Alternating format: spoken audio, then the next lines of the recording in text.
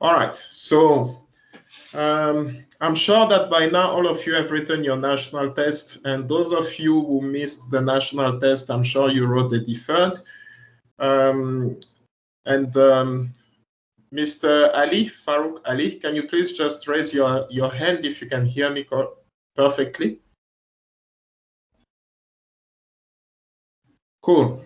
So, as I was saying, I know that by now all of you have written your national test, and if you missed it, I'm sure you even got to write your deferred. But unfortunately, there is something that is happening with COVID. The president has raised the alert level to level 4.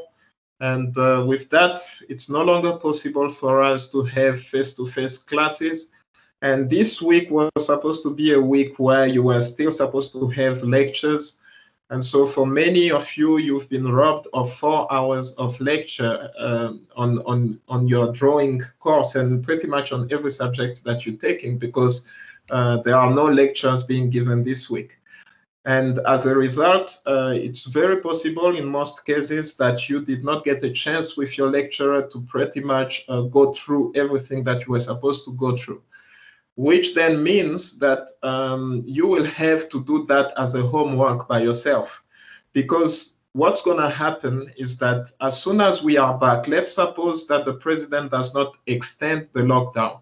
After these 14 days that he declared, let's suppose that after these 14 days, everything is back to normal. Then that week of the 14th, in that week of the 14th, if the president does not extend the lockdown, in that week of the 14th, you will be writing your DP. And so this is really important for you to know. So if you're writing your DP during that week of the 14th, immediately that means that these 2 weeks that you have are not for Netflix and all other activities, but rather for you to prepare. And I will advise you to take advantage of these 2 weeks because you have a little more time to prepare for your DP. And so do take advantage of that and go into the chapters that your lecturers were not able to cover because every lecture was suspended. And go through that, make sure that you understand those chapters and give them the most of your time, okay? Give them the most of your time because your DP is the most important exam that you will write before your department exam. So it's really important for you to strike a very good mark for your DP. And now with these 2 weeks, you've been given a good opportunity really for you to go and work and do more work. And and I know that your lecturers are available. You know, if you have any question, just go and ask. Do not be ashamed to ask, especially that there are certain chapters that you did not cover because lectures were suspended. So you shouldn't be ashamed to come and ask questions, okay? So if you have any question, particularly on the chapters that you didn't even get a chance to cover in class, please approach the lecturer and ask those questions, and we will definitely be able to help you.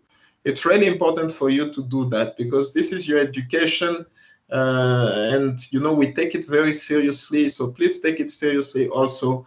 Do not be like many, let's say some of the students who think that because there is a lockdown, that means they can just pretty much go and do nothing and rest and watch Netflix and all that. That's not the time for it. Use this time to maximize on your preparation for the DP. So the DP will happen if the lockdown is not extended. The DP will happen that week of the 14th. I hope that is very clear. If the lockdown is not extended, your DP exams, you'll write them during that week of the 14th. And so the first thing I want to do for today is just to quickly take you through the national test that you wrote. So, and just look at it because I took my time to mark, right? And after marking, I saw that students made certain mistakes, some of which are very, very shocking to see students doing. And so I felt that I needed to address these issues. So what I decided to do was to just go through the whole national test and pretty much give you a clear idea of, you know, how you were supposed to answer these questions. Okay, and so I'm sharing my screen now. If you can see my screen, please raise your hand before I proceed.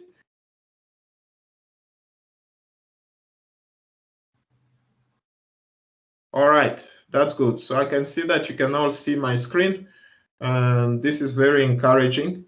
And so I am gonna proceed. So the first thing we're gonna do is look at the national test that you wrote. And so you will remember what I told you. I told you that with your national test, your DP, and so on and so forth, you always have a question on theory. And that question on theory will come out of your chapter 1 in the textbook.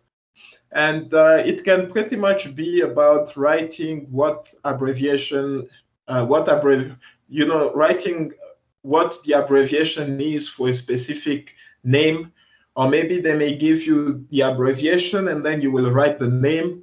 And sometimes they may ask you like a one-liner definition of something. Or maybe they may ask you to state something, because the purpose of that question is to get you to actually write with technical writing. Okay, that's the purpose. We want you to be able to write on your paper, but not using your handwriting, but using engineering tools and engineering notation for you to be able to actually write.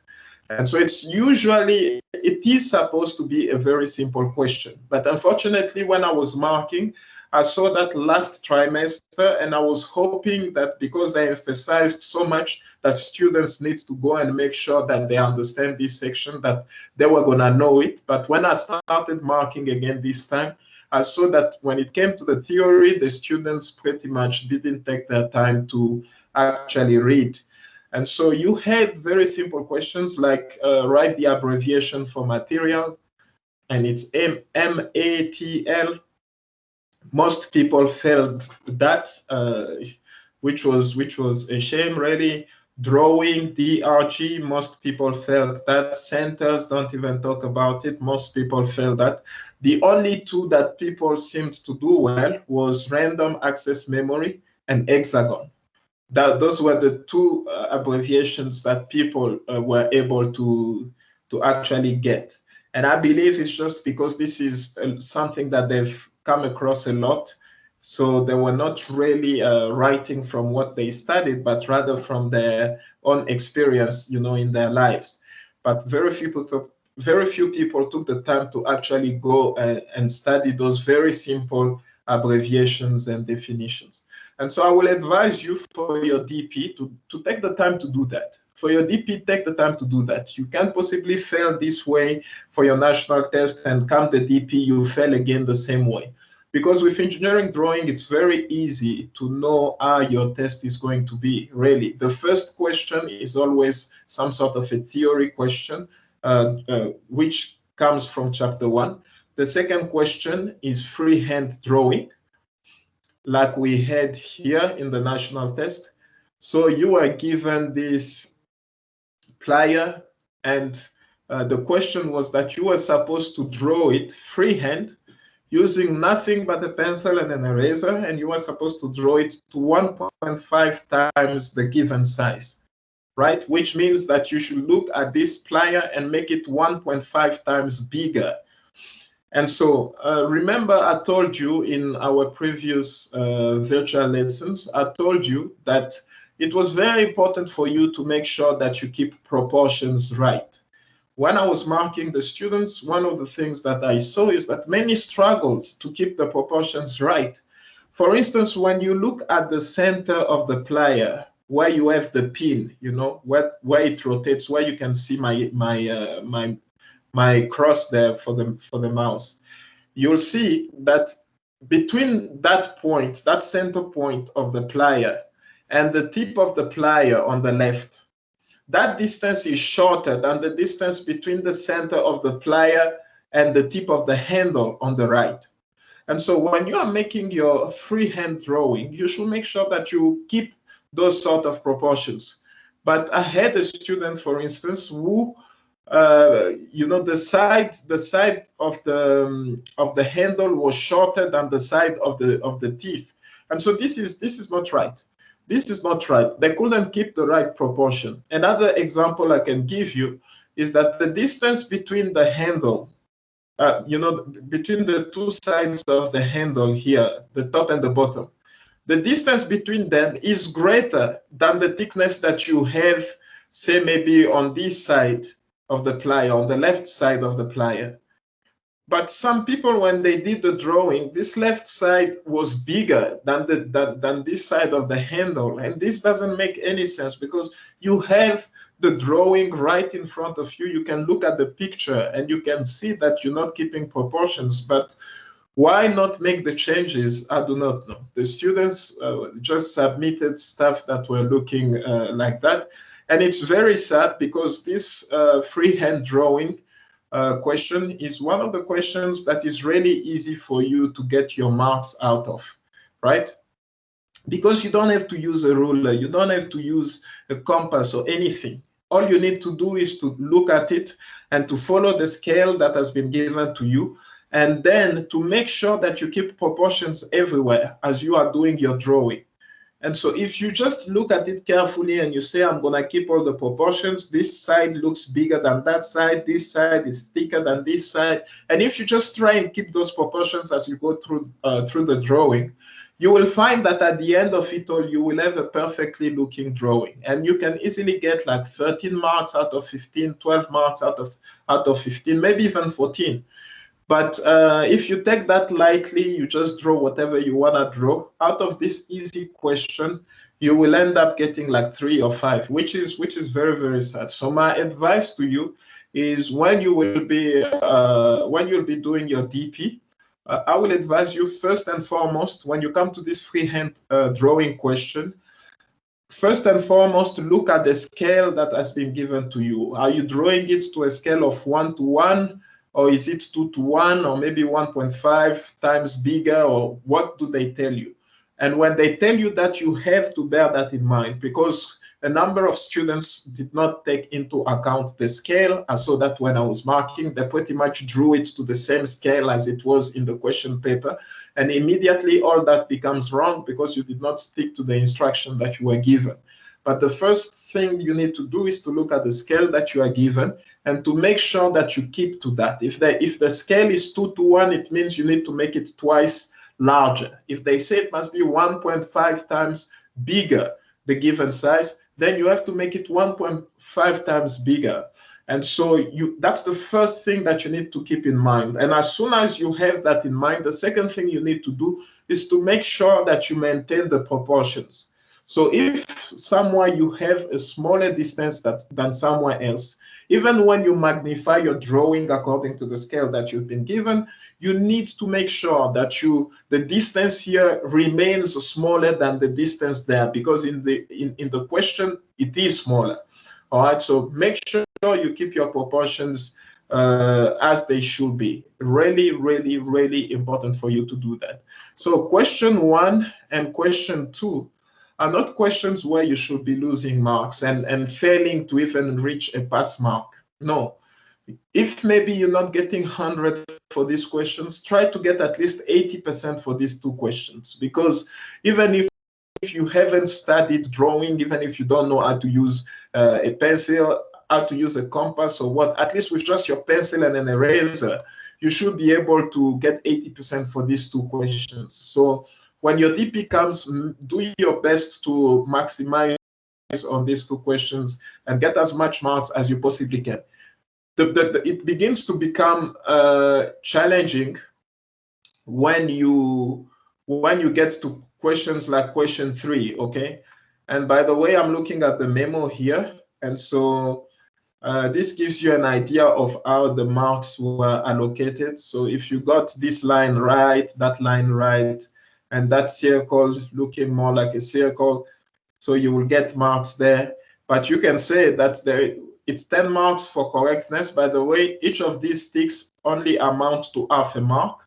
And so there is quite a lot of marks that are left for line work. You know, we like to see that your drawings are nicely looking, okay?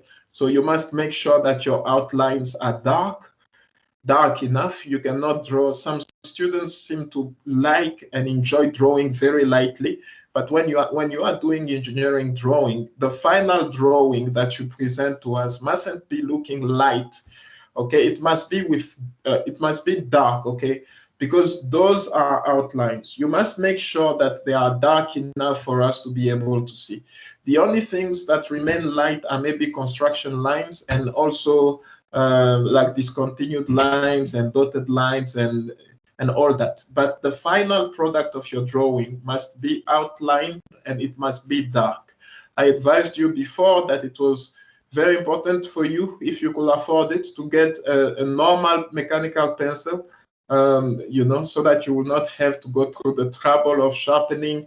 And it's also very easy to make thin, dark lines with that pencil. So really, really important. So for the correctness of the drawing, in this case, this freehand question, the correctness was 10 marks.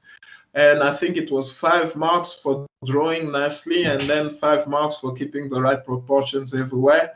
And then the line work alone was 3 marks. Can you imagine? So if you presented a drawing that was very light, okay, and you did not enforce it nicely, what would happen was that you wouldn't get these 3 marks, okay.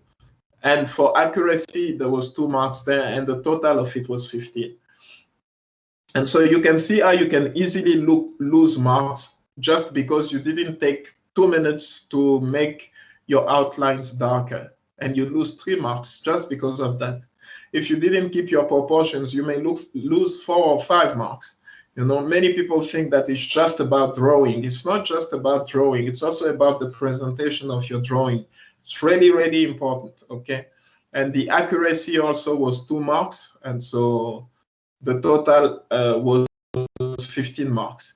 And so like I was saying, for question 1 and question 2, you do not have, those are not difficult questions, okay? And they are not very demanding questions. So these are the questions where you're supposed to strike 80% at least for you know, when you are getting your marks. You cannot fail, you know, these 2 questions, or maybe barely pass. You must do very well in these 2 questions. Where it begins to be challenging is when we get to question 3, which is geometrical construction.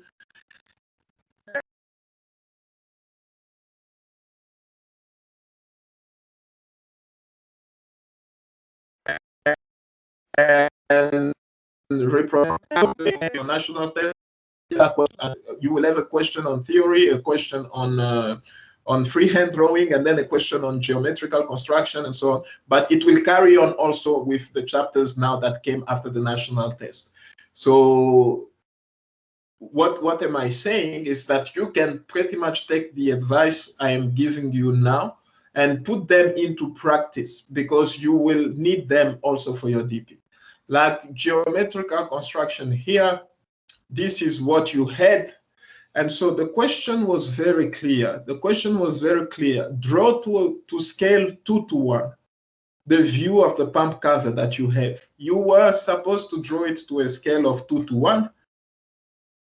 And so that means that every dimension that you have here, when you begin to draw, you are supposed to double it.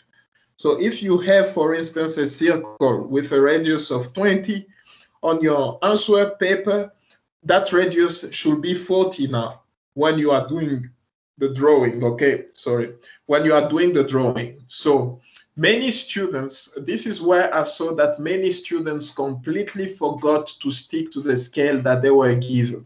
Some students actually, what they did initially when they began drawing, they kept the scale. So they remembered, okay, it is said that I must draw it to a scale of 2:1. So they started off by keeping the scale. But because, yeah, does anyone have a question? All right, can you please turn off your microphone, because I can hear someone.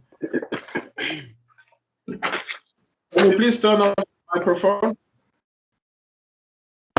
All right, thank you so much.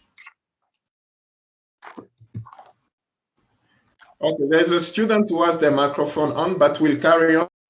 Forgive the disturbance. I think maybe it's accidental. So what I was saying here is that with what I observed with many students is that when they started drawing, as I was marking, I could see that when they started answering this question, they remembered that they actually were supposed to have a scale of 2 to 1. So they started off by doubling every dimension and drawing it the way it was supposed to be drawn. But because this is a question that can take a bit of time, as they were working, somewhere along the line, they forgot to continue to keep the scale with the remaining dimensions. And so they started working with a scale of 1 to 1. So you can imagine now you started off your drawing, keeping a scale of 2 to 1. And then somewhere along the line, you forget that the scale is 2 to 1 and you begin to do 1 to 1. And then as a result, now when you try to do the final product of your drawing, it looks funny. It looks funny because it's like, you know, it looks shape and so on and so forth. And so, with that student who's got Puti, Mr. Mashala. But mood visual classes you need to know. Mr. Mashala, can you please mute your microphone?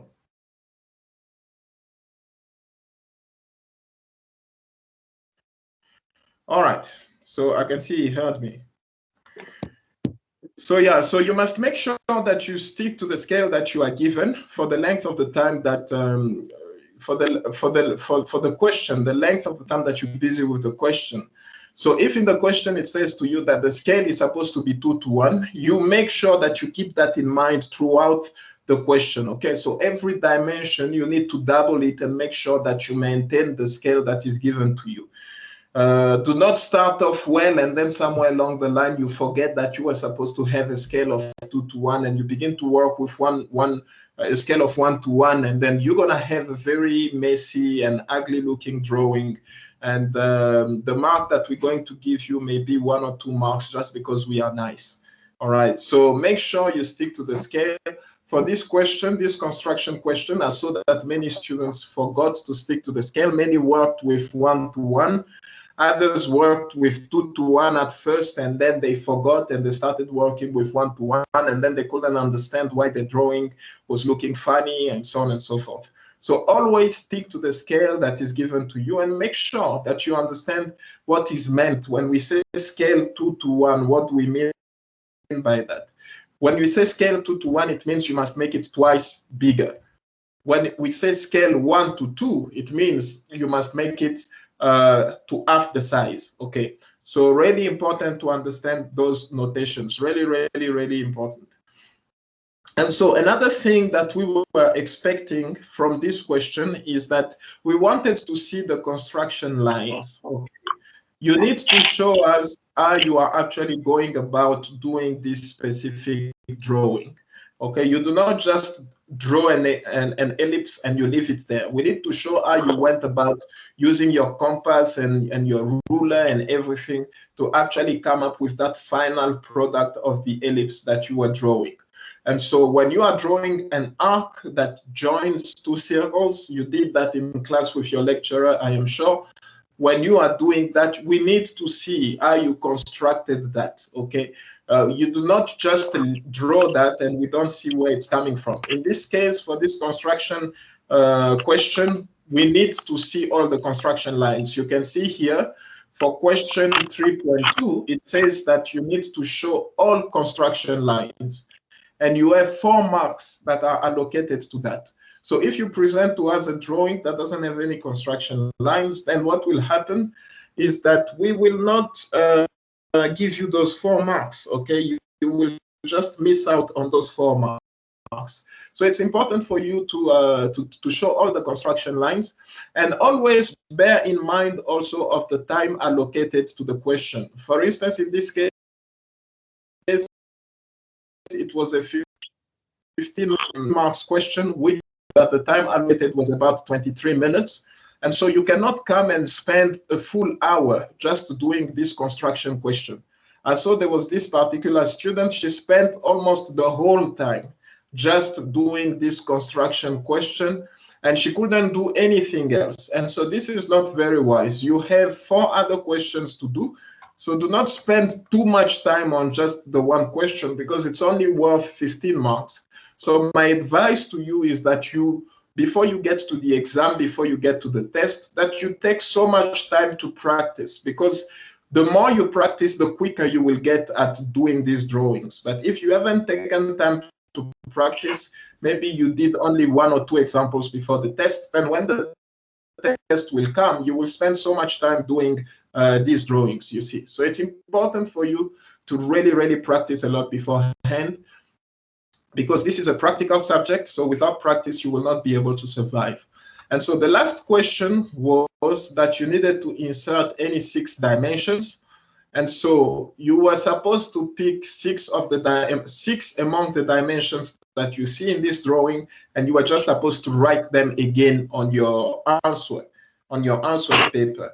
But now what I saw again that students did, instead of writing the new dimensions, because you've been told to draw it to a scale of 2 to 1, it means that in your answer paper, your drawing is twice as big. So you cannot take this and write 10, for instance.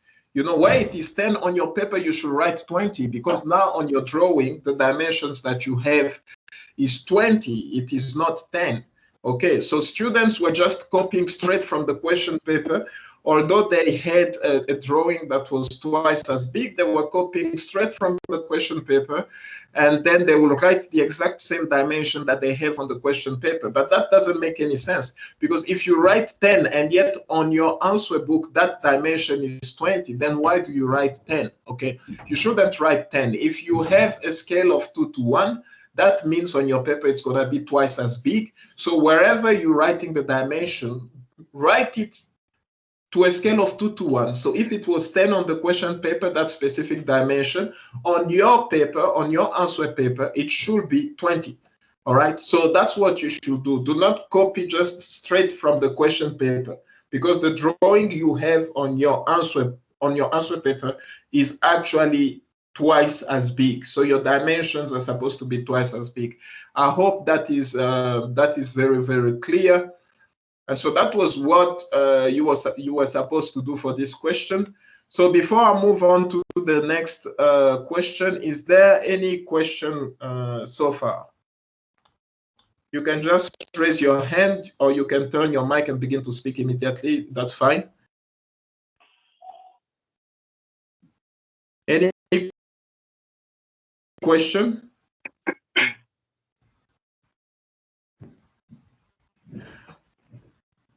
Sir? Mr. Marshall, yes, I see your mic is on. So do you have a question? Yeah, Mr. Steenkamp? Sir, our question 3 wasn't the same in the paper. We had, I think, if I'm correct, the land cover.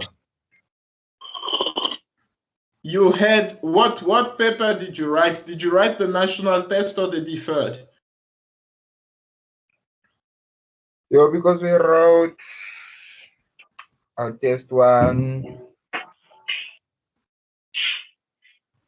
No, we didn't write that deferred, because all the questions is the same. It's just our question 3 that differs. Question 3 was different for you guys. Yes. Okay, this is odd. This is odd. I do not know why it was different. This is something I need to check. I do not know why it was different, but this is the question paper that was sent to all the schools. And the question 3 here was the same for everybody. So if you had a different question, then that's something maybe we need to look into later. But right now, as far as I know, everybody had the same question for question 3. Oh, because we had this drawing in class. We did it in class. Okay, you did this in class, so they had to change it maybe. Yeah, we I had don't this know, one maybe in that's class. why they changed it, because... Oh, okay. Well, that's fine. no big deal anyway. So long as you understand what's really important about how to get this sort of problem done, that's what matters, because of course you still have your DP to write, and you need to make sure that for all those the national test and the DP you have over 40%, so that you can qualify to write the department exam. So long as you understand what this is about, it's okay. You know, it doesn't really matter which question you had, but so long as you understand. Okay, sir. Thank you. All right. And so, does anyone else have a question on these 3 questions?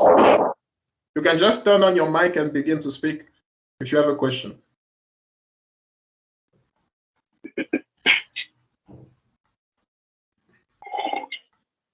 All right, so I'm gonna carry on. So this is the solution of the whole thing.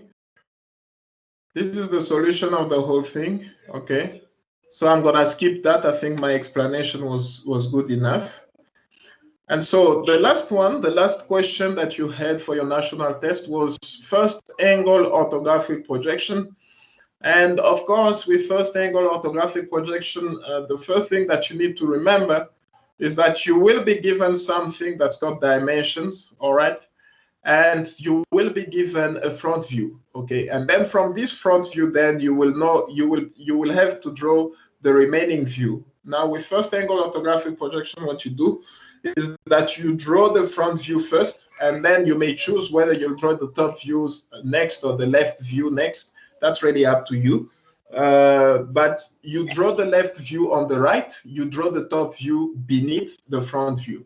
All right. And so what I saw with many students, again, like I said, I want to go through this test just to bring to your attention the mistakes that so many students do. So what I saw with many students is that they felt that they had the freedom to draw any way they wanted. So a person will draw the front view somewhere on the left, and then draw the top view on the right, and then draw the left view on I don't know, on top. You know, they were drawing it any way they wanted. So they felt like all they needed to do was to draw a front view, and then to draw a left view, and then to draw a top view. But they didn't care about positioning it. They said they thought it was just about drawing the views.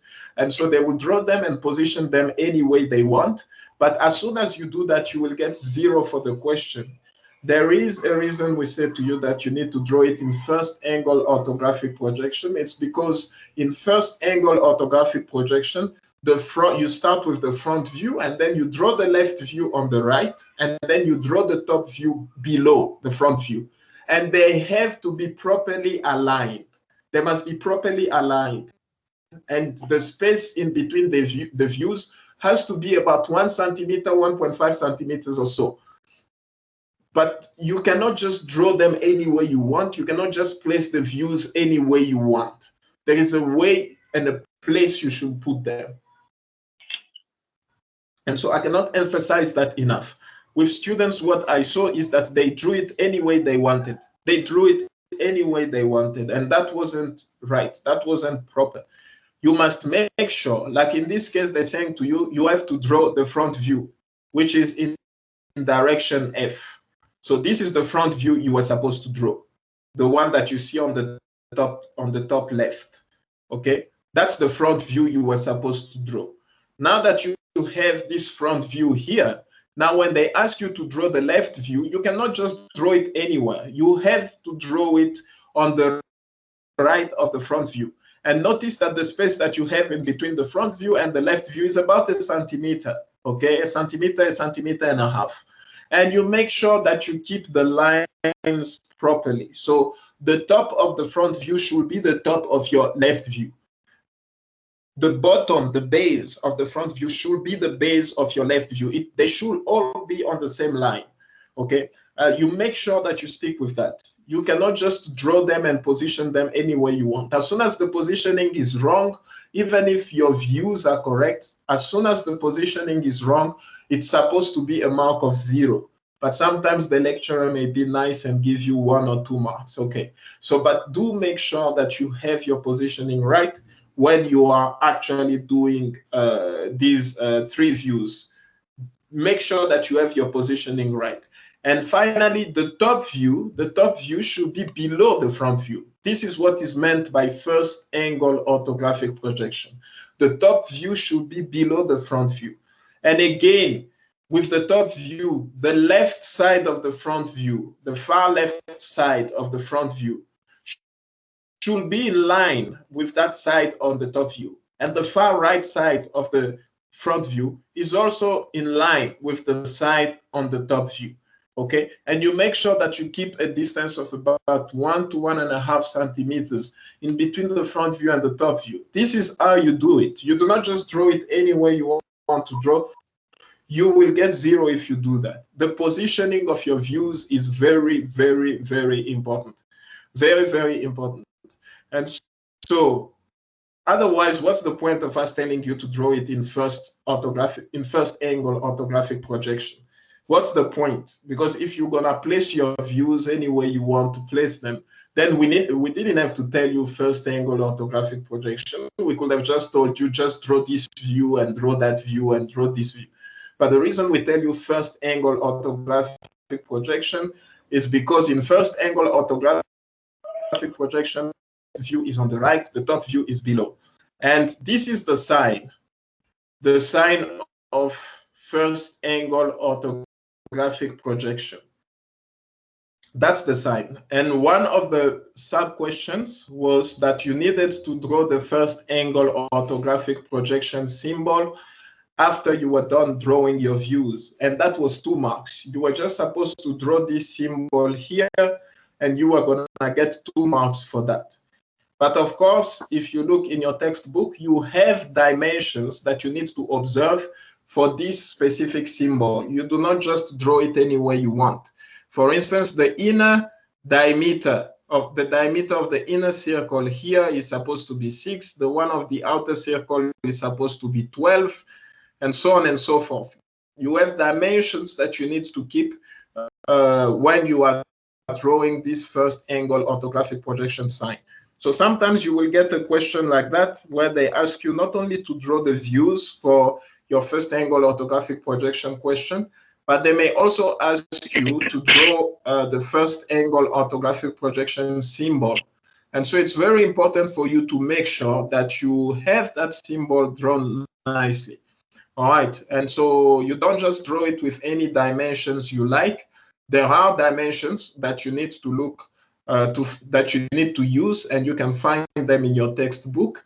And I'm going to give them to you very quickly. For instance, the inner circle, like I said, is supposed to be 6 millimeter, the diameter. The outer circle is supposed to be 12 millimeter, the diameter.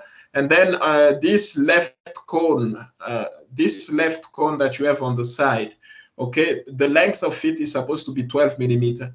And so the distance between the center of the circles and the right side of the cone is supposed to be 18 millimeter. All right, so all that is really important for you to know, okay? Really, really important for you to know. Okay, so you go in your textbook, you double check these dimensions that I gave you, because I'm trying to recall them from memory. I may not be perfectly right, but you double check in your textbook, and this is what you use for your first angle orthographic projection. All right, Mr. Mashala.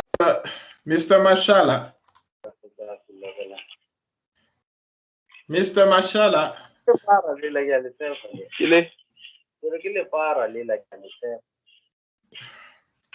Does anyone know this, Mr. Mashala? Can you please, if somebody maybe is on the same campus as him? I don't know what's wrong with why is it so hard to keep the mic off? All right, so yeah, so this is what we have here. Okay, so that's what the national test was.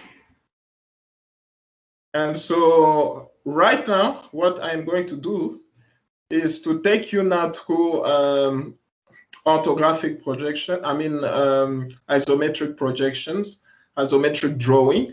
It's important that we begin to also look at that, because I'm sure you got at least that far with your lecturer, but I doubt that they finished with sectioning, and I doubt that they did also the last chapters.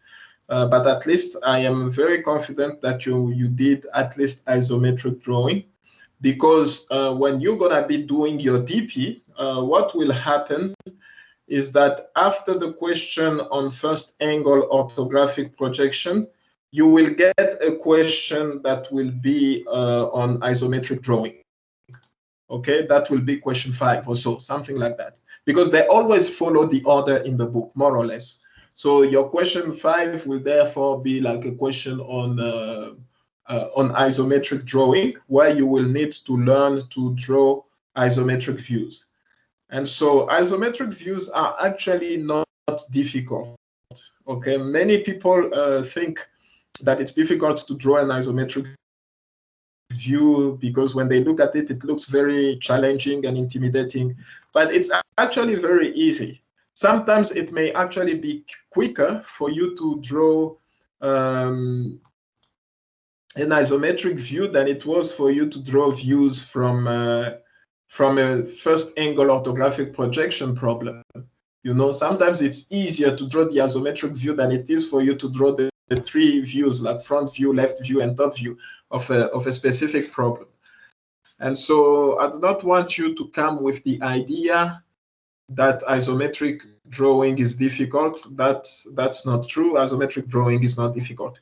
And so I'm going to take you through some examples, because the best is here is by means of an example, of examples. So I'm actually looking for a good example that we can work with, just so you get a brilliant idea.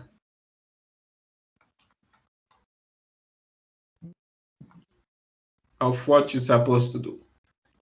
All right, so I'm gonna start sharing my screen again.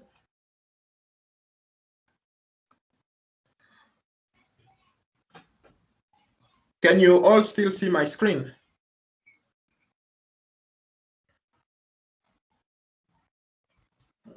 Because yes, I'm not too sure. I thought you can see my screen. I can see. Okay, cool. Okay, cool. So that's fine. So this is what we have. So this is an example we're going to look at. I do not know if you guys have gotten MEMOS, past MEMOS to work with, because I will always advise you to have MEMOS. I did give my phone number. I don't know if you guys have taken it, but I would be more than happy to send you these MEMOS that come with questions and answers. I'm just going to type in my phone number very quickly for those who do not have it, so that if you do not have MEMOS for practice, you can always contact me, and I will gladly send them to you. So my phone number is the one you see on top here, 082-514-5936. You can contact me on WhatsApp. I'll send you the PDF that is an old memo with, I think, 4 past exam papers or 5 past exam papers. It's important for you to have that. And the reason is because it's going to give you a good feel of the level of problems that you can expect in your exam. And this is particularly important also for your DP, because some of the questions may be repeated. You do not know. And so if you were diligent enough to take the time to actually work through the problems that were in the memo, you may just be a lucky one who gets 1 or 2 questions that they've done before, you know. So it's really important for you to take advantage of it. But here's my my phone number. I am writing it here. You can see it. It's there. 082-514-5936. So anyone who is interested in getting the memos, I am more than happy to send them to you. I have got a few, and this will give you plenty of room for practice. So I hope you all took my number down. I'm going to say it for the last time, 082-514-5936. And so if you want to get the memo, I can gladly send it to you even by WhatsApp. All right, so coming back to isometric views and drawings. So usually what will happen, depending on the sort of question you get, you will be given 2 or 3 views in first angle orthographic projection. So they can give you the front view and the left view in first angle orthographic projection, and then they will tell you draw an isometric view of this block. Okay, sometimes they may give you 3 views, and then they will say draw an isometric view of this block. Now, the reason they give 2 or 3, it's all depending on the level of detail that you have on the object that you want, that you're supposed to draw. Like some certain objects have so many details in them that it is impossible to fully represent the object with only 2 views. But in certain cases, the object that you're drawing doesn't have that many details. So only with a front and a left view, you will have enough information for you to know what the object is going to look like. Like in the case that we have here, we are not given 3 views of the block. We only given 2 views. We have the front view on the left, and then you have the left view on the right. And then with these 2 views, you're supposed to mind what this block is going to look like, and then you're supposed to be able to draw an isometric view of this block. All right. Sorry, sir. And so, yep. Sir, we're not on the same page here. Okay. Your screen is not sharing the block that you are talking about now. What are you seeing? I'm still seeing what is. Are you seeing? The one. Are you seeing something? Oh, is that what you're still seeing? Yes, sir. Okay, I think that's problem of connection on your side. Can somebody else let us know what you're seeing now? What can somebody else just let us know what they're seeing? Is anyone seeing these 2 views that I have on my screen right now? Don't raise your hand. Can you please just speak, because I'm having the views on my screen, so I can tell when you're raising your hand. Just turn on your mic and let me know what you're seeing. I don't see anything, sir. You don't see anything? Yes, sir. Just your name. Okay, just we have Mr. Okay, we have Mr. Angelo, who says he's not seeing anything. So let me try and share the screen. I'm gonna stop sharing and I'm gonna start sharing again. Okay. So I'm stopping the sharing and I'm gonna start sharing again, because I think what happened is I was attempting to stop sharing the screen when I was looking to see that you guys could still see my screen. And so maybe that command went in late and it stopped sharing late. So it's let's see how we do now. I'm trying to share it again, and let me know if you see an improvement. Can you see the 2 views now? No, sir. All right, so this is a strange situation, but I would appreciate it if somebody else could tell me what they see.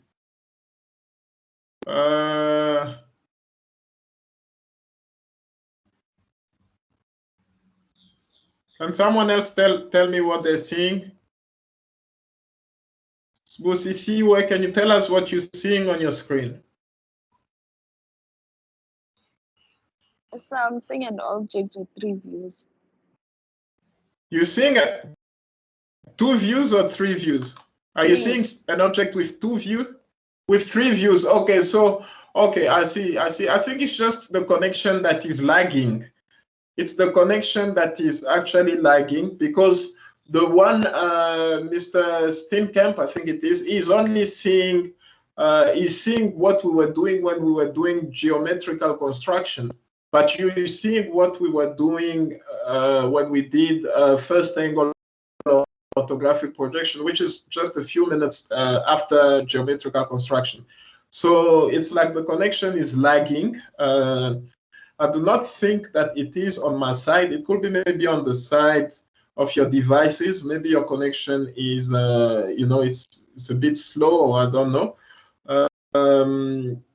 Because on my side, you know, I'm using a very powerful industrial grade router. So it's very unlikely that the problem could be coming from my side. But let's just give it some time.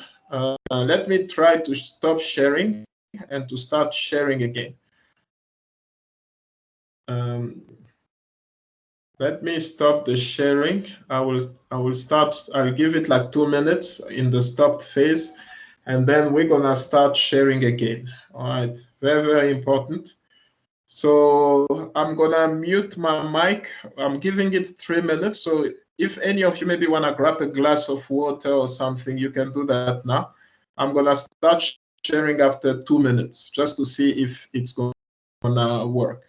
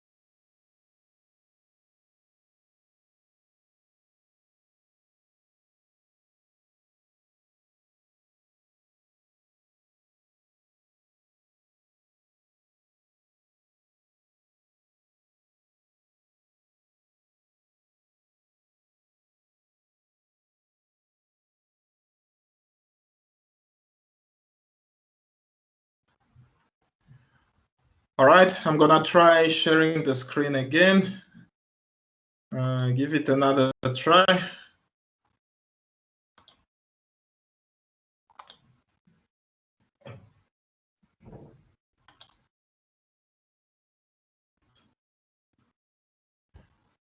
Okay, can you guys see my screen now? What I have, I'm still in Microsoft Teams, and you can see your initials on the screen. So can you see that?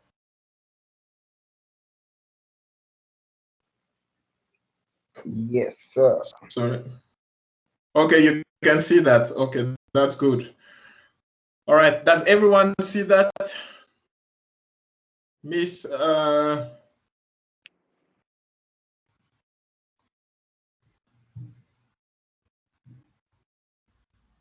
what do you have on your screen?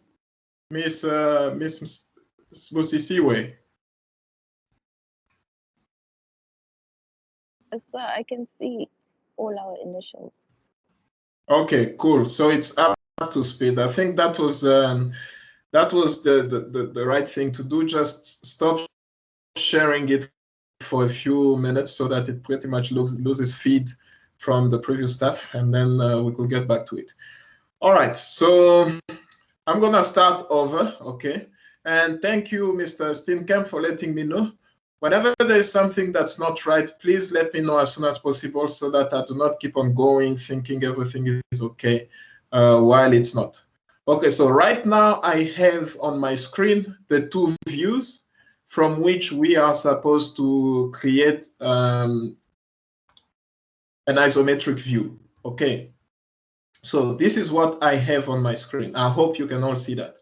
So like I was saying, when it comes to problems where you're supposed to draw an isometric view, usually you will be given 2 or 3 views depending on the object that you are drawing. Some objects have a lot of details in them that it is impossible for you to fully represent the object by just looking at 2 views. But usually you will have an object that is not that difficult. And so with only 2 views, you can fully represent the object, and someone can have a clear idea of what the object looks like just looking at the 2 views that they are given. Okay, and so that's the case with the problem that we have here. We are given 2 views, and the views will always be given to you in first angle orthographic projection, which means since you look at 2 views, in this case, the one on the right will have to be the front view. And then the one that you have on the one on the left, sorry, the one on the left is the front view. And the one that you have on the right will have to be the left view. Because in first angle orthographic projection, the front view, the left view is always drawn on the right of the front view. Okay. And so if you look at something that's standing on the right of something, then that definitely is the left view. Okay, so what we have in the image here, the view that we have on the left is the front view, and the view that we have on the right is the left view. Very important to understand. So this is the first thing that you need to understand when you're about to do an isometric drawing, is to identify which is which, okay? Which is the front view, which is the left view, and sometimes they may also give you a top view. Okay, usually when they give you a top view, then it becomes very easy to know which is which, because you know our views are supposed to be positioned with in first angle orthographic projection. It can get a little tricky only when they only gave you 2 views. Then you may struggle to say, okay, which is the front view, okay? But it's not that difficult. You just need to remember that the left view is always on the right of the front view. Okay, so if you have something on the right, it means it is the left view, and that thing you have on the left is the front view. Okay, and if you were given top and front and top, then the one on top will be the front view, and the one below will be the top view. Okay, because in first angle orthographic projection, the top view is always below the front view. So the one that is on top is the front view, the one below would have been the top view. You know, that is if you were given front view and top view. But in this case, we are given front view, and then we are given left view. The front view is the one on the left, and the left view is the one on the right.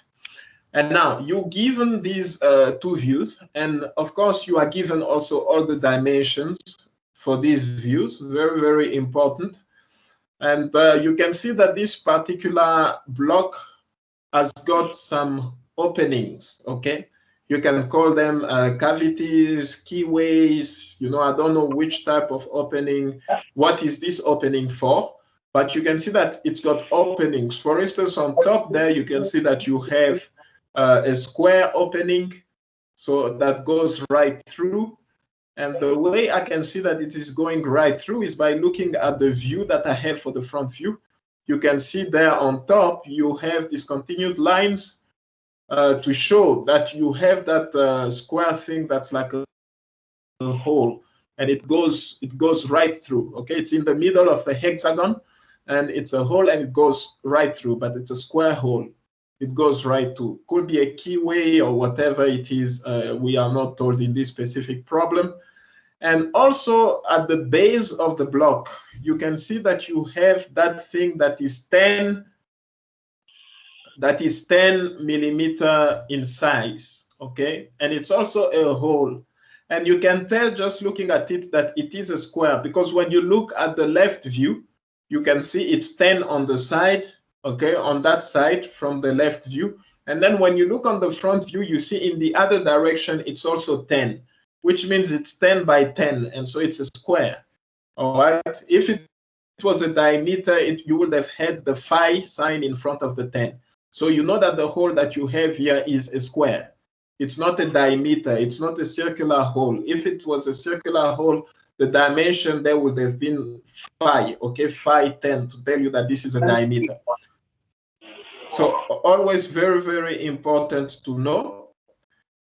And so once you have looked at your drawing like this and made your initial inspections on the dimensions, and you see where a hole is and all that, and also maybe a few other things that you notice. For instance, in this drawing, it would be very nice to notice that you have a side that is slanted, that you can see on the front view, and you can also see on the left view that on the left side and the right side, you also have slanted sides, okay?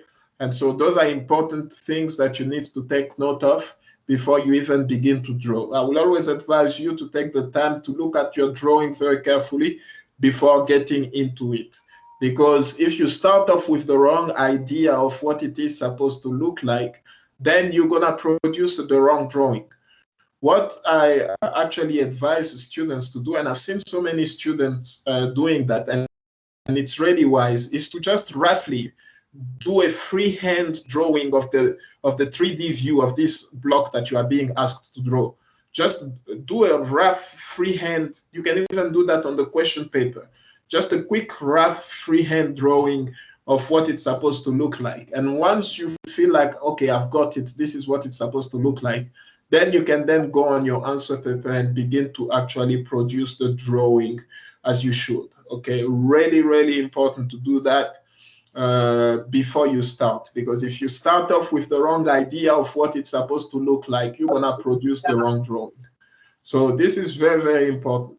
So once you have inspected it, you have identified which is your front view, and then you identified which is your left view, and you looked at the dimensions, and you can see where the holes are and everything. The next thing that you need to see is the lowest point, okay? When you are doing isometric drawing, they will always give you a question, and they will tell you take P as the lowest point. Like in this case, they said that point P is the lowest point on the drawing. And so what is meant by that, I'm gonna try and go to the solution. When they say that point P is the lowest point, okay, what they mean by that is that when you will be, when you are constructing your 3D view, okay, you know, let me, excuse me for a second. What I want to do is just superimpose the two images so that we can have both of them together. All right. I'm gonna do this. Just snip this because I want us to be able to look at both together. All right.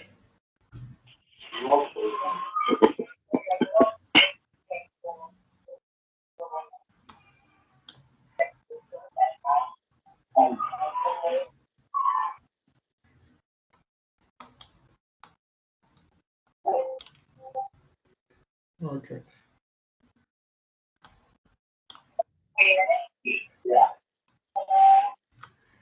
Mr. Mashala.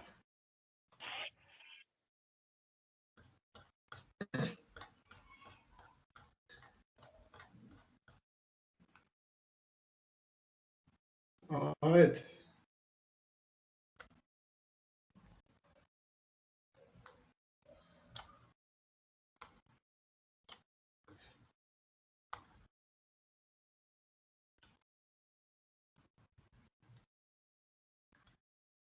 Okay.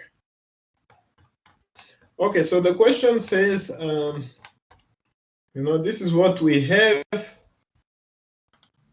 You can see that's point P there on the question paper. You can see point P here, or you can see it on the front view. It is there by the bottom left corner. And on the left view, it is there by the bottom right corner, point P. And so the question will say, draw the isometric view and then make point P the lowest point on your drawing. So P must be the lowest point on your drawing. So what is meant by that is that when you will begin to draw your isometric views, looking at it, P must be the lowest point. Like you can see here at the very bottom of the drawing, you have point P, right? There is nothing that is below P. P is the very lowest point in the drawing of your isometric view. Nothing is below P. All right, so it's very, very important to understand that. So that's the first step. So once they've given you point P, you need to take note of it and know where it is supposed to be. Like in this case, you could see that point P is on the right and at the bottom, right? So it's on the right. If you look at the left view, it's on the right and at the bottom. And so that's where it is supposed to be. Now, why is point P very important? Point P is very important because it gives you an idea of how the isometric view is going to, where it is to face, okay? So if I had chosen a different point P and I tried to draw the isometric view, it will be facing in a different direction, because you have to be able to appreciate that this isometric view can be drawn in many different ways. You can have it facing in different directions, okay? If P was, for instance, looking at the front view that we have here, if P was at the bottom right of the front view, okay, your isometric view will be looking completely different. It will be the same block, but it will not be rotated this way. It will be looking facing in another direction. So that is the importance of point P. Point P gives you an idea of the direction in which the block is supposed to be faced, okay? Very, very important. So whenever they give you a specific point as the lowest point, it's that point that's going to determine in which direction your block is actually going to be faced, okay? Because if you take your point P any way you want to take it, if you choose any point and decide you're going to make it the lowest point, you will find that for different points that you choose, you will have the same block, but it will be facing in different directions, okay? It's like it's going to be rotated. Okay, but in this case, we have been given a specific point as the lowest point, point P, and you can see it's at the bottom, very bottom on the left of the front view, and also very bottom on the right of the left view. It's the same point. It's just that looking at it from the front view, it's at the bottom left. Looking at it from the left view, it's at the bottom right. Okay, but it's the same point. And so once you have that point as your lowest point, then of course when you begin to draw the isometric view, this is what it's going to look like, because our front view is what we will have, is what we have now. I can't quite show it with my pointer, but I hope you are able to appreciate what the front view is and what was the left view, because point P was at the bottom right of the left view. So if you look at that isometric view that I have there, you will see that P is at the bottom right of indeed what is our left view in the drawing. Right? You will see it there.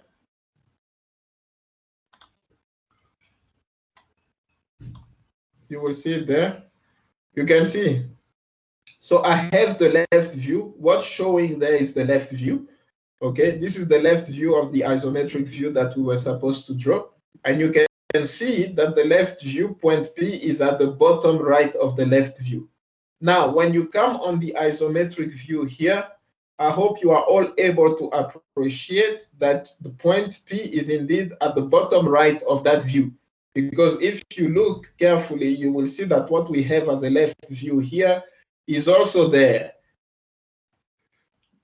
except that it is drawn in 3D this time, but you can see what it is. And you can see that point is at the bottom right, at the bottom right of the left view, just like we have it in our in our first angle orthographic projection here, right? It's at the bottom right of the left view. You can see from the isometric drawing, bottom right of the left view, bottom right of the left view. And also, if we look at the front view, if we look at our front view that we have here, you will see that point P is at the bottom left of the front view. And so if you are able to appreciate it, you will be able to see here that what we have as front view, although it is shown in 3 dimensions, but what was our front view that we see there, you will see that point P is at the bottom left of the front view. All right, so this is how you set it. You know, this is how important the lowest point is. It gives you an idea of how, in fact, it is the lowest point that tells us in what direction the isometric view is going to be facing. Because the same block could be drawn in many different angles, but it is point P, well, the selection that we take for point P, that tells us in what direction our isometric view is going to be faced. Okay, so it's very important. So if you pick a different point P, you will draw the same block, but it's gonna be somewhat rotated because it's gonna face in another direction. And so when they tell you to pick a specific point as your lowest point, make sure that you pick that as your lowest point so that you will end up with a drawing that you are expected to end up with. Otherwise, you may still be doing the right thing, but your drawing will look rotated completely, and this will make it wrong, okay? Because we do want it to face in the direction that we expect it to face. And so obey the instruction that you are given, take the point that you are given as the lowest point and stick to that. All right, so as you all know, with isometric drawing, the first thing that you need to do is to draw a horizontal line, okay? You draw your horizontal line, and once you've drawn your horizontal line, you will pick a point on your horizontal line, and that point is going to be your point P, okay? It's going to be your lowest point. And then from that point P, you need to draw 2 lines, okay, that are 30 degrees, one on the right and one on the left, okay? That from point P, you will draw a line that makes 30 degrees with that horizontal line that you drew. And you will draw one line like that on the right, and you will draw one line like that on the left, okay? So in our drawing here, those lines are my pointer, forgive my pointer, but starting at point P, if you look at the lowest line of the base, starting at point P, the lowest line on the base, moving from point P up towards the right at an angle, that is that line of 30, at an angle of 30 degrees with the horizontal. And starting again at point P, moving towards the left at an angle of 30 degrees, the bottom line of that base, that is the second line that you draw at 30 degrees with the horizontal on the left of point B, of point P, okay? If there is any question so far, please try to explain. I'm a bit constrained here because I do not have good drawing equipment on the computer.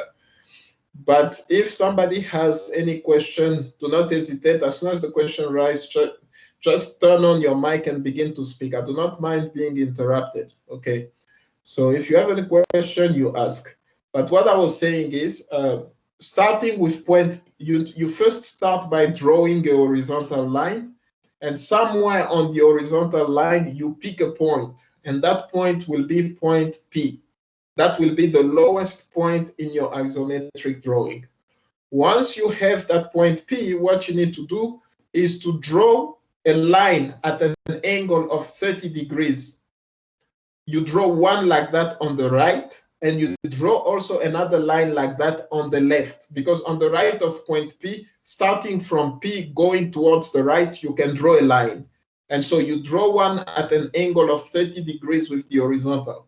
And then you do the same thing. You start again at point P, you measure 30 degrees with the horizontal and you draw a line, but this time it goes towards the left. And so you will have two lines like that. And these two lines will be the bottom of the base of the block that you are drawing. Like for instance, in this case, the base that we have is somewhat rectangular, but it's of course like a cubic sort of thing, but it's rectangular, okay? And so the bottom of the base, the line at the bottom of the base, you can see it is at an angle. And so you have two of those, one running towards the right and one running towards the left. And so these bottom lines of the base are at an angle of 30 degrees with the horizontal that passes through P, okay? So when you are doing isometric drawing, you begin with those two lines. Very, very important to start with those two lines. And so once you have those two lines, then that's when you begin to take your dimensions now. It's always very wise to begin by drawing a cube, an outer cube. It can be a cube or a prism, but it has to be like an outer, it looks like a, you know, although I may call it a cube, it's not really a cube with equal sizes, but it tends to look more like a cube. Okay, but it's a prism, you can call it a prism, whatever you want. But you have to begin by drawing the outer shapes, okay? The outer box. Maybe let me refer to it like that. Begin by drawing the outer box. That box that contains the isometric view that you want to draw. I mean, all dimensions of that view are fitting inside that box. So that's the first thing you do. Once you have those two lines, the lines at 30 degrees, you will now have to draw a vertical line that passes through P, okay? And you draw it up, and it goes up, passing through P. And from there, you will begin to take the highest dimensions that you have in the drawing. Yep. Any question? It's like someone turned their mic on. All right, no questions so far. So once we've drawn these two lines, the ones at 30 degrees, the one on the right and the one on the left, we also need to draw a vertical line that passes through P. One that passes through P and that goes straight up. Because what we are trying to do initially is to create a box that contains these objects that we're trying to draw. In other words, all the dimensions of the object will fit inside that box. And so what we do then, once we have those two lines, the ones at 30 degrees, and then we also have the vertical line, we begin to take the biggest dimensions on our drawing. Okay? So for instance, you can tell just by looking at this block, you can tell that, you know, using the dimensions that you have, that the height of it is, you need to find the height, okay? You need to find the height of this block. And so looking at these dimensions, we know already from the base, if you look at the left view, from the base to the center of that square thing, that square hole or keyway, whatever it is for, you can tell that it's 70. You can see that from the left view. All right. You can see that from the left view that it is 70. Excuse me. You can see that from the left view that from the base to the center of that hole, that square hole on top, you have a dimension of 70. That's already very important. The second thing also that we need is to know what is the dimension now from the center of the hole and all up, okay? What will be that dimension? And so the answer is very simple. It's 20. The reason it is 20 is because with an hexagon, you know, you can pretty much draw a circle that goes through the corners of the hexagon, and the radius that you will need for that circle is equal to the side of the hexagon, okay? So in this case, we have an hexagon that's got sides of 20, which means if we go on the center of the hexagon with a radius of 20, we will be able to draw a circle that will pretty much cover all the sides of the hexagon, you see. So very, very important, but I'm sure you could get that dimension differently. See if given the question, because I don't want to make things too difficult for you with too much theory and things. So, but basically what we're trying to find is the total height of this block, okay? The total height of this block, this is what we're trying to find. We know that it is 70 from the base, from the bottom of the base all the way to the center of the square that is the opening, okay, right at the top. But this does not give us the full dimension of the height of this block. So we need to get, you know, the remainder of it. We need to get the remainder portion so that we will know what it is from bottom to top. Always very important, because when we are trying to draw this isometric view, we always begin by making an outer box. Okay, like I was explaining, we have by making an outer box, and this outer box will contain all the dimensions of the isometric view that we're trying to draw. All right, so let's suppose that it was 90, okay, from bottom to top. So what you will do, you will go from point P on the vertical line, you will take that height, that maximum height of the drawing, and you will draw it there, okay? You will have that as your dimension on that vertical line that goes through point P. And then from there, of course, you will come also and you will take the dimensions of the side of the drawing. Like when you look at this here, you can tell that the side that we have, the one side will be 70 and the other side will be 90. Okay, as you can see from the front view, you have 90 as one side and you will have 70 as the length of the other side. Okay, that's the biggest length on the side. And so you will come on your isometric drawing here. And so on the one side, you will take like the side that is on the right. So on that line that is like 30 degrees with the horizontal on the right, running towards the right, you will take a distance of 90 on that one. I hope you can all see that. You will take a distance of 90 because that is the maximum dimension you have on the right? And so on the other side here, on that line that is at 30 degrees running towards the left, you will take a dimension of 70 as we have it in our drawing here. You can see on the left view, you have 70, okay? And so you will come here and you will take a dimension of 70. Very, very important. You will take a dimension of 70 there.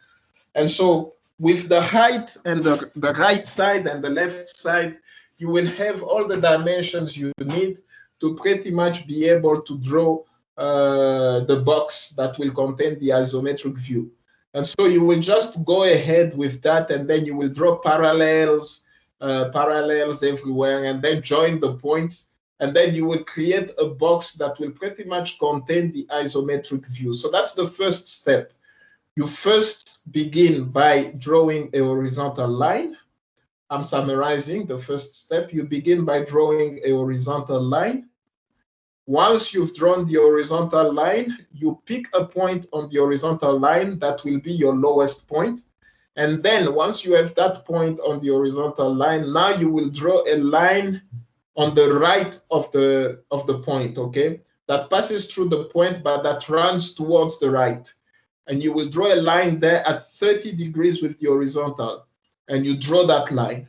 And then you will do the same thing on the left side, a line that starts at point P and that runs towards the left at an angle of 30 degrees with the horizontal. And so you draw that line also. And once you have these two lines constitute the bottom of the base of the object that you're trying to draw, okay? So there will be the lines that are pretty much the bottom of the base of the object that you're trying to draw. And so once you've done that, you also need to draw a vertical line. that starts at P and that shoots upwards. And so you draw that vertical line also. And so if you can picture it in your mind, you will see that these are already the sides of a box that are being made. Okay. And so now, before we can make the box, we now need to get the dimensions. Okay.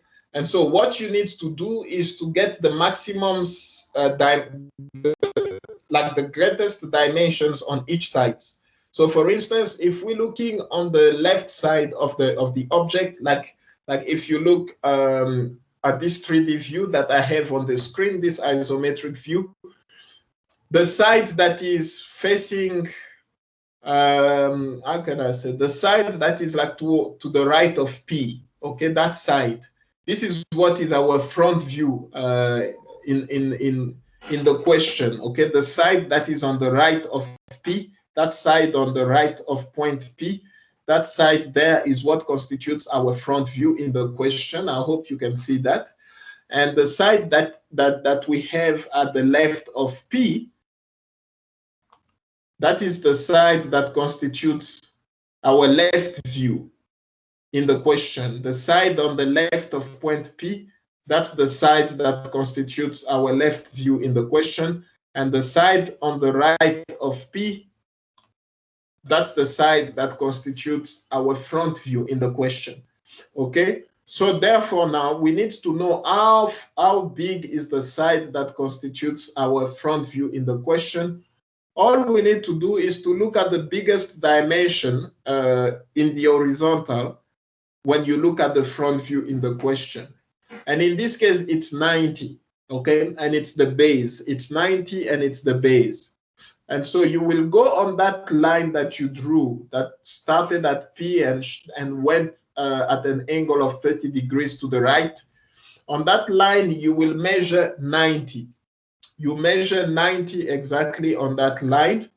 And then where you have that point, you will draw a vertical line that is parallel, of course, to the vertical line that you have at P.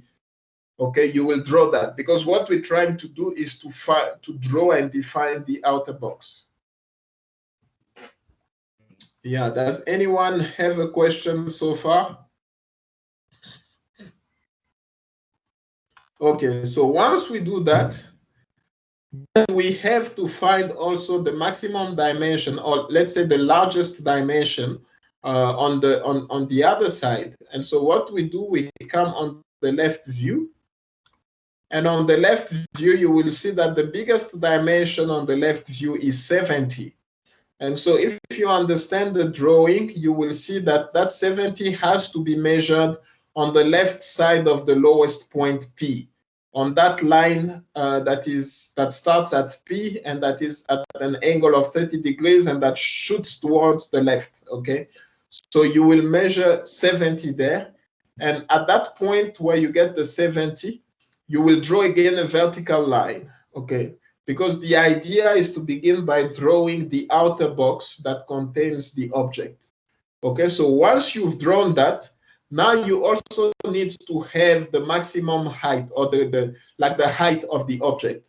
And so by doing and so in order for you to find that, you need to look for the vertical dimension of the object. Like when you measure it from bottom to top, what is the dimension of it? Okay. And so that's very, very, very important to do. And in this case, it's going to be 90. It's going to be 90, if I am not mistaken. And so what you will do is to come at point P from the bottom here, come at point P from the bottom here, and on that vertical line that you drew, you have to measure 90. And you will measure 90 like that on all the vertical lines. And so after that, you begin to join those points. And of course, if you do it on paper, you will see very quickly that you're beginning to have a box that is forming, and you can pretty much complete it by drawing parallels and so on and so forth. It's very easy to draw the outer box. I hope that my explanation is not making it sound complicated, but it's very easy. It's all a matter of knowing the largest dimensions on each side, and taking those into account, and then connecting those dots and those lines using a ruler and a set square to draw parallels and so on. And then you will draw pretty much your outer box, okay? Once you've drawn your outer box, the rest becomes very easy. You know, the rest becomes very easy.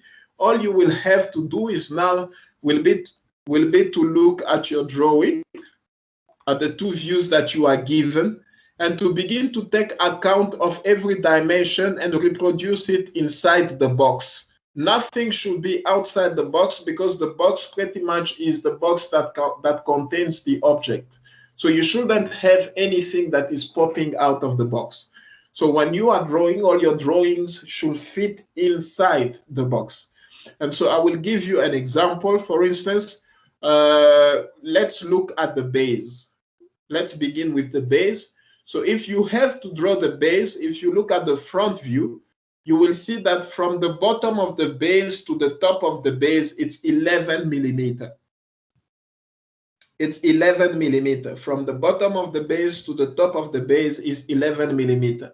So from point P at the bottom to the top of the base, it should be 11 millimeter. And so what you will do, now that you have drawn that box, you will come here from point P at the bottom, you will go on that vertical line 11. And once you go 11 here, that's another point of interest that you need to take note of. And what you will do from that point, you will draw parallels to the base, okay? In a way that, you know, your lines that you draw are parallel to the initial lines that you had that were representing the bottom of the base. And so you will draw those lines, and they will give you an idea of what you can begin to look at, what you can begin to see as really the base of the object. As you draw, you begin to get a clearer and clearer idea of what you're supposed to do, because the more you draw, the more you begin to have a picture of the object that you are showing, you know, the object that you're supposed to draw. And that is why I was saying it's really important for you to initially begin by doing a rough freehand drawing of how you expect it to look, okay? So that when you are doing your drawing on paper, that rough freehand drawing that you have will give you a guide of whether or not you're making a mistake or something. All right, and so the key here really is to have the outside box. Once you have the outside box, then the remainder of the drawing is pretty much easy. It's just a matter of you looking at the dimensions that you have in the question paper and sticking to those dimensions on your drawing, okay? So you need to make sure where it says, for instance, that it's up 11, so you come on your isometric drawing inside your box and you go up at that point by 11. If it says that on the side, the dimension of it, another good example would be like this slanted thing that we have here. You can see it on the front view.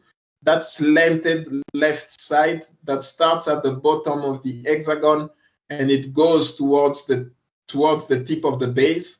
You know, that slanted side, you can see it. You can also see it on the left view, although you may not see that it is slanted, but you see, however, this 16 millimeter thing, platform that is going from the hexagon all the way to the base.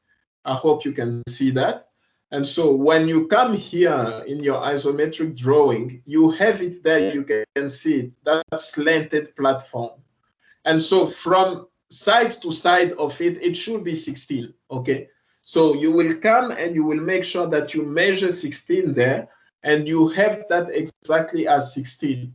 The key is to just always make sure, once you have drawn your outer box, that none of the components of the object, no part of that drawing goes outside the box.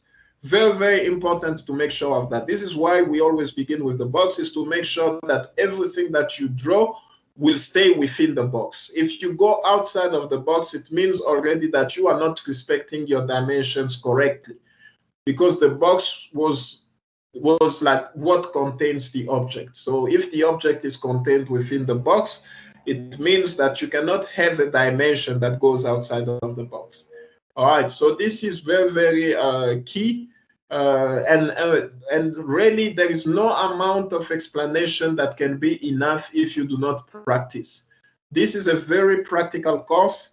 The way you're gonna get the hang of it is by doing practice, taking some examples. I gave you my phone number. If you want, you can contact me on WhatsApp. I'll send you all the memos that I have, and you will pretty much have the question. You can work on it, and then you will look at the solution for yourself and see if you did it right. But like I said, this is a very practical course. There is no amount of explanation that will be enough if you do not actually do practical exercises. With my students, for instance, when I am giving the lecture on engineering drawing, they are the ones doing the work, okay? Usually every explanation takes 15 minutes. I will explain for 15 minutes, and then I will sit down and I will give them one problem after the other. And that's the way they learn, because the only way to learn with engineering drawing is by practicing. Okay, there is usually not much explaining to do, but through practice that you begin to see and understand what it is you can do and what you cannot do, and so on and so forth. And so I will advise you to practicing these things. And so does anyone have a question, maybe something that you need clarity on? Because I know that it's a bit difficult to explain engineering drawing from a computer, because we just do not have the right tools to be drawing on a computer as we are explaining. But if you have anything you need clarity on, we have 15 minutes left, so you can always ask the question. You just turn on your mic and you ask.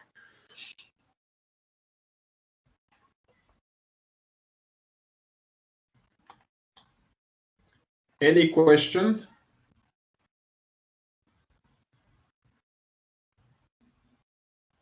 All right.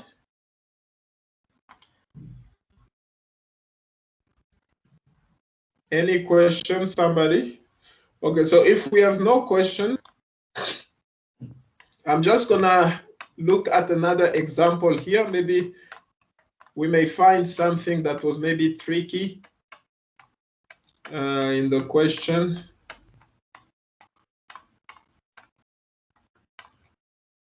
All right, let me see. And I'm just gonna look at another question paper. Maybe they had a tricky example, maybe that will bring something to light, but I don't think so. Usually it's not that difficult. You know, look at this example, for instance. So you are given these two views. Like I was telling you, sometimes they may give you the front view and the top view. Like you see in this case, you have two views, one on top of the other. And because we are in first angle orthographic projection, so the view that is on top has to be the front view. And the one at the bottom is the top view, because in first angle orthographic projection, the top view is drawn below the front view. And so in this case, they gave you the front view on top here, and then they gave you the top view at the bottom. And so you have the front view and you have the top view, and they're asking you now to draw it to draw the isometric view of this. Okay, so like I said to you, the first step is for you to draw roughly, even on your question paper, to draw it roughly and see if you can picture it. You do not just begin to draw your isometric view, because if you do not have a clear picture of what you're supposed to draw in mind, of course, it's going to be very difficult when you are trying to reproduce it as an isometric view. It's always good for you to look at it and try and draw it freehand quickly, so that you can see if you have a good picture of what it's supposed to look like before you actually jump into making isometric drawings. So in this case, you have the front view on, that is on top here, and they've given you the top view at the bottom here below the front view. And they also gave you point P. I hope you can see it. It's bottom left corner, point P. And this is your lowest point. And now you're supposed, using this point P, you're supposed to actually come and make an isometric drawing of these views.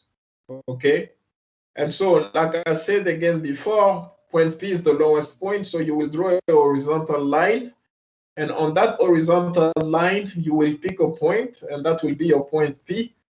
And then the next step is to draw, okay, this is what it is. And the next step is to draw two lines, one starting at P and running towards the right, and it will be at an angle of 30 degrees with the horizontal. And then you will have another line starting at P, but running towards the left. You see? The one is running towards the right at 30 degrees, the one running towards the left at 30 degrees. And so point P will be the bottom point, okay, the very lowest point of this whole figure. And so you will draw those two lines at 30 degrees, one to the left, one to the right. And then you will also draw a vertical line starting at P and shooting upwards. Once you've done that, you now need to get the largest dimensions on each side, so that you will have the dimension of the box that will pretty much contain this object that you're trying to draw. Okay, and so how do you get those dimensions? Easy. You will just have to go on the views here that you have. Okay, I'm gonna rotate the screen again. No, let me take a screenshot of that so we won't need to rotate all the time. I lost it now. Okay, let me just take a screenshot of this. So we will not need to rotate it. Okay.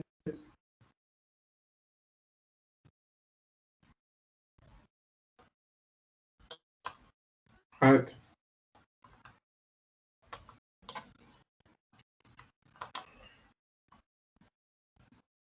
Yeah. All right. Yeah. So I was drawing there, but I don't like to use that drawing tool because it's not very accurate. It's hard to explain with. So yeah. So here I'm gonna show you. I wanted to show you the views. Yes. I can't see anything you're drawing. What do you have on your screen? It's still those. I see two views of some objects you were just explaining. Is that the one like on top and the one like the top and front view? Yes, I think so. With P being the lower point. Okay, because I did two examples. There is one where you had a front and a left view, and then one where you have a front and a top view. Okay, so which one are you seeing? Are you seeing the one where you have like on the right you have dimensions like 20, 30, 10, 15? Is that the one you're seeing?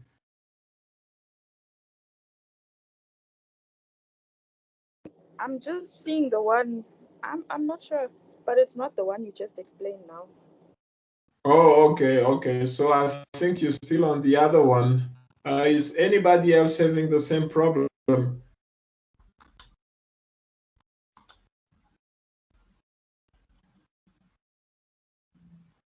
Is anyone else having the same problem? Okay, I see people raising their hands. So, okay, so what I am going to do, I'm gonna stop sharing like I did the previous time. Maybe it's gonna help. And then I'll start sharing again soon. Just give it a minute so that it will lose feed. And then when it resets itself, then when I start sharing again, maybe it will show.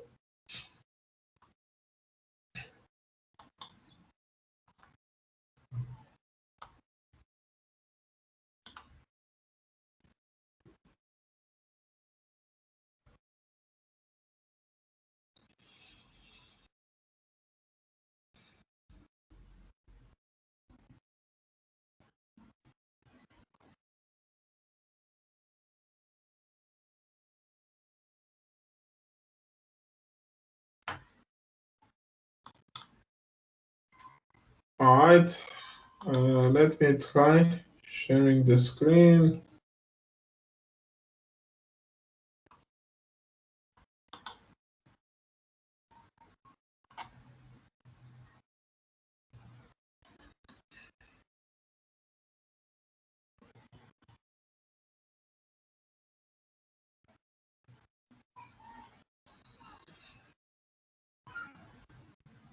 And in the meantime, I'll remind you that this is a drawing class, okay?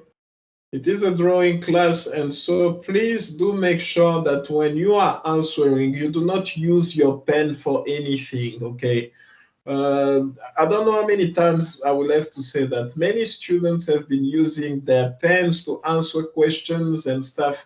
You do not use your pen. Use your pencil because it is a drawing test. It is a drawing question paper. Make sure that you're using your pencil when you are doing your drawing and what. If maybe we could allow you to use the pen, it will be just to write your name and your student number.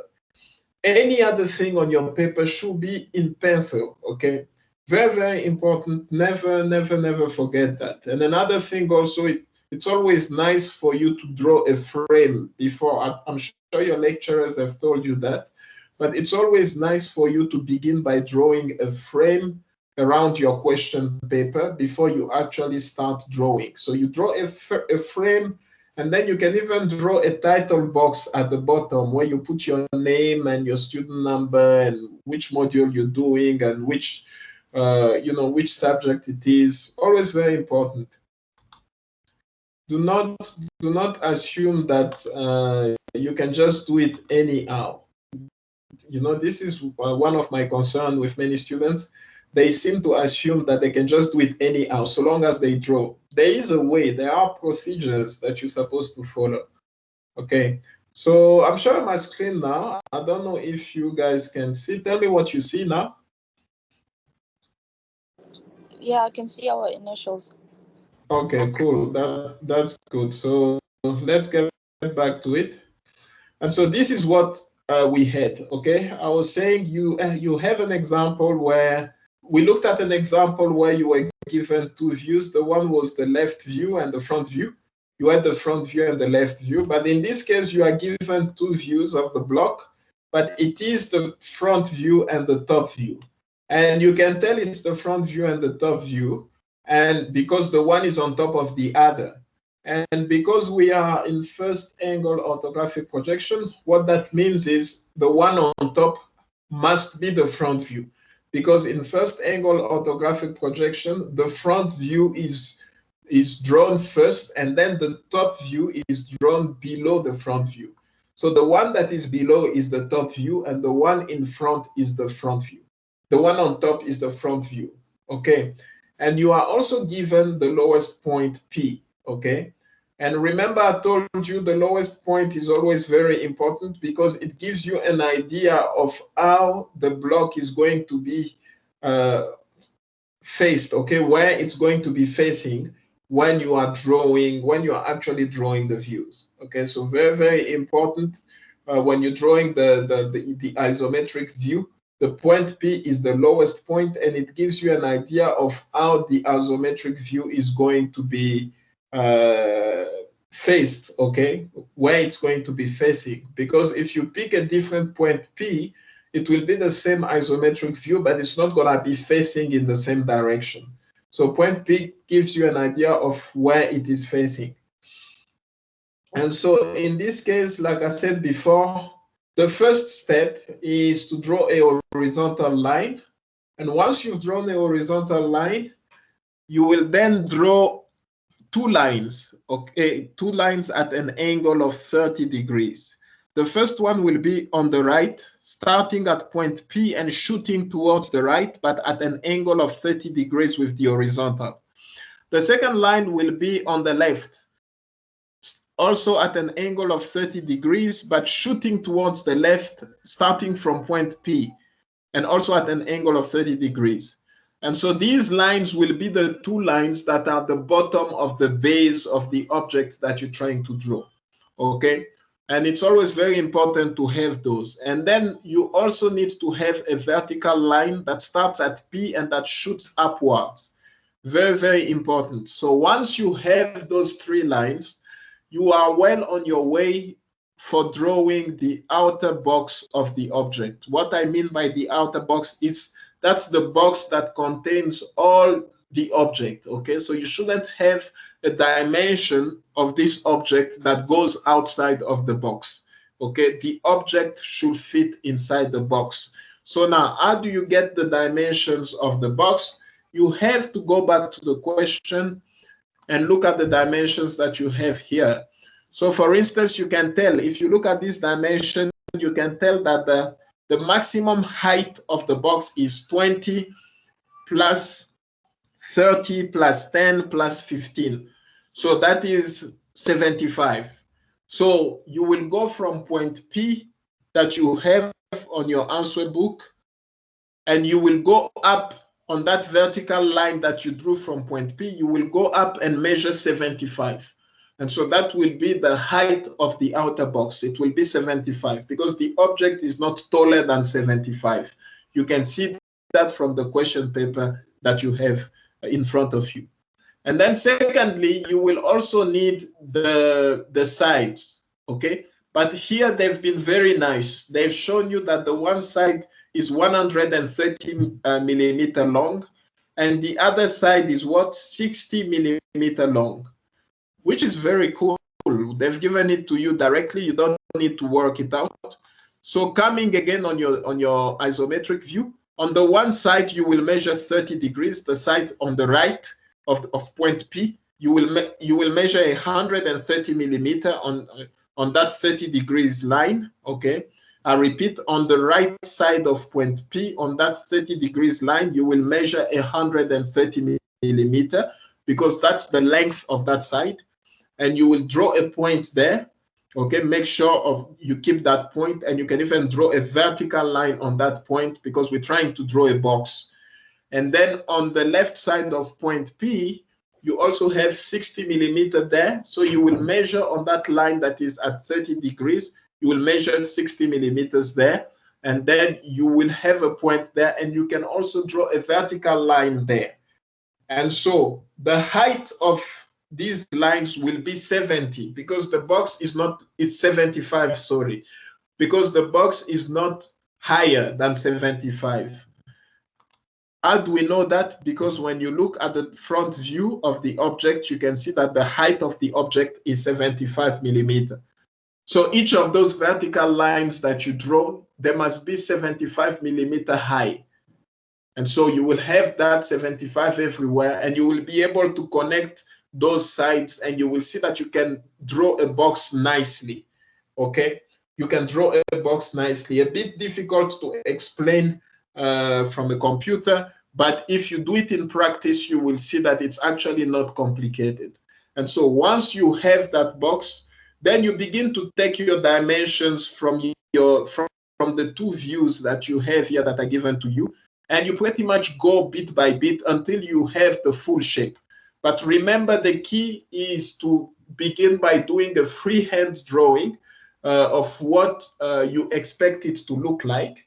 And that freehand drawing will be pretty much a guide as you're doing your isometric view. But do not jump into beginning to draw your isometric view when you do not even know in your head what it is supposed to look like, because you're gonna get lost.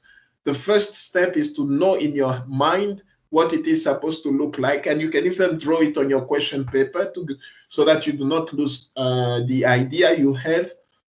And then from there, you can then begin to do the isometric view.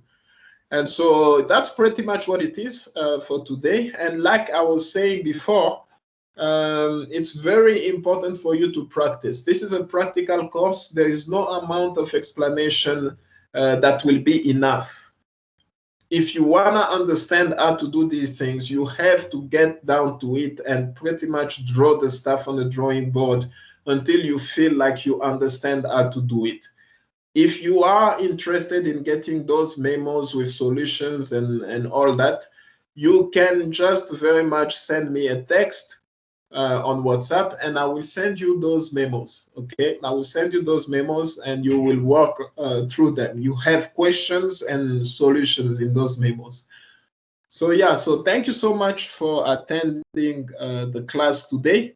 So next week, we will meet again at the same time. If there is any change, I will post it on the various platforms. And I've started recording videos, so which means that even this video, I will post the link. I will create a new subfolder there that's called videos or recordings. And every recording that I make, I will always go there and put the link for it. So thank you so much for coming today.